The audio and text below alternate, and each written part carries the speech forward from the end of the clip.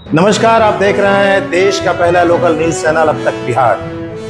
अब तक बिहार में आपका स्वागत है। गयाजी शहर के मशहूर राजा कंस्ट्रक्शन के एमडी और समाज सेवी सूरज यादव ने ज्ञानवादा रोड स्थित मनियारा गांव में एक विशाल किसान सम्मेलन का आयोजन किया। इस सम्मेलन में हजारों की संख्या में किसान शामिल हुए और उन्होंने अपनी समस्याओं को साझा किया।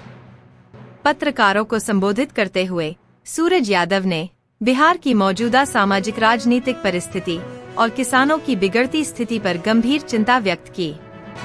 उन्होंने कहा कि आज किसानों के हित में कोई भी ठोस आवाज नहीं उठा रहा है, जबकि किसान ही समाज और अर्थव्यवस्था की असली रीढ़ हैं। सूरज यादव ने कहा, किसानों की समस्याओं को सुनने वाला कोई नहीं है। हमें यह सुनिश्चित करना होगा कि किसान सम्मान के साथ जिए और उसकी मेहनत का पूरा मूल्य उसे मिले। उन्होंने आगे कहा कि उन्होंने अपने जीवन का एक बड़ा हिस्सा व्यवसाय में बिताया है, लेकिन अब वे किसानों के अधिकारों और उनके हक की लड़ाई को समर्पित करेंगे। यादव ने विश्वास जताया कि अगर किसान मजबूत होंगे तो देश और राज्य दोनों अपने आप प्रगति की राह पर बढ़ेंगे। सम्मेलन में किसानों ने भी अपनी कठिनाइयां सामने रखी तथा लगातार बढ़ती महंगाई उनके बीच प्रमुख मुद्दे रहे। किसानों ने सूरज यादव के संकल्प का स्वागत किया और उन्हें अपने संघर्ष का सच्चा साथी बताया। अब तक बिहार ब्यूरो रिपोर्ट, गयाजी। क्या मन से आज मुद्दे पर बात हो रही है?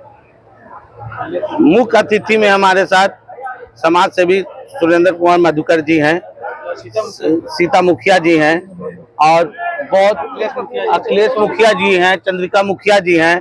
हमने सिर्फ तमाम पंचायत से 20 से 30 पंचायतों के मुखिया, सरपंच, वार्ड पार्षद सभी लोग हैं, जिला परिषद सारे लोग आए हैं। सारा किसान की संख्या तो आप देख ही रहे हैं।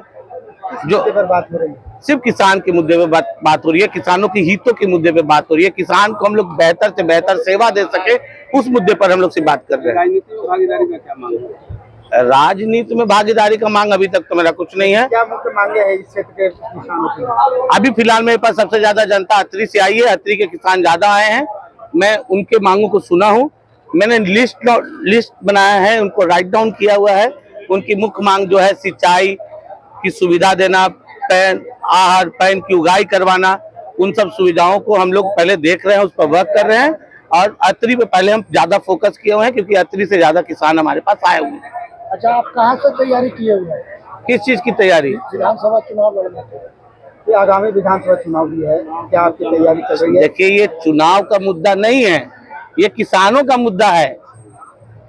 और मैंने पहले बताया कि हमारे पास अतरी से ज्यादा किसान आए हैं, तो हम पहले अतरी जा रहे हैं। विधानसभा चुनाव लड़ना चाहते हैं? विधानसभा चुनाव हम नहीं लड़ना चाहते हैं, हम पहले अपना किसान के मुद्दों को उठाना चाहते हैं।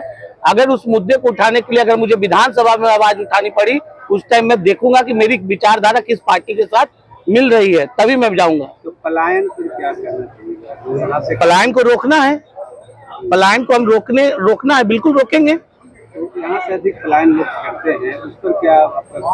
देखिए, पलायन क्यों होती है? क्योंकि यहाँ बेरोजगारी है। युवाओं को शिक्षित होने के बावजूद भी यहाँ जो बेरोजगारी है, उसके वजह से पलायन हो रहा है।